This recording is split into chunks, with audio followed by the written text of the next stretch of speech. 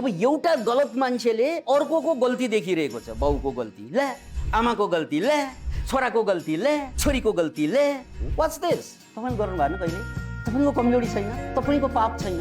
यसरी अरूको गल्ती हेर्न थाल्यो भने त्यो हेरिएको गल्ती पनि तपाईको बनिन्छ, किनकि तपाईसँग मिरर सेल छ, मिरर सेलले कपी गर्छ। र अहिलेसम्म हामी यो पापी, यो बेवकुफ, यो बेइमान किन बन्यो भने खालि अरूले कहाँ बेइमान गर्यो, अरूले कहाँ बदमासी गर्यो त्यही मात्रै हेर्छ। यो हेर्ने जब पर्यो भने हेर्नुपर्ने हुन्छ, तपाईँ अधिकारी हुनुपर्छ त्यसलाई। जस्तै तपाईँ पुलिस भयो भने चोरले कहाँ कहाँ राम्रो गर्यो भनेर हेर्न पाइँदैन। त्यो लेभलमा बाहेक सम्बन्धको लेभलमा अरूको गल्ती हेर्न पाइँदैन।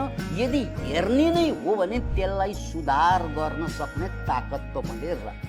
केही गर्न पनि नसक्ने तर त्यो गल्तीमा मेरो ध्यान गइरह्यो भने यो मनको गाँठो बन्छ।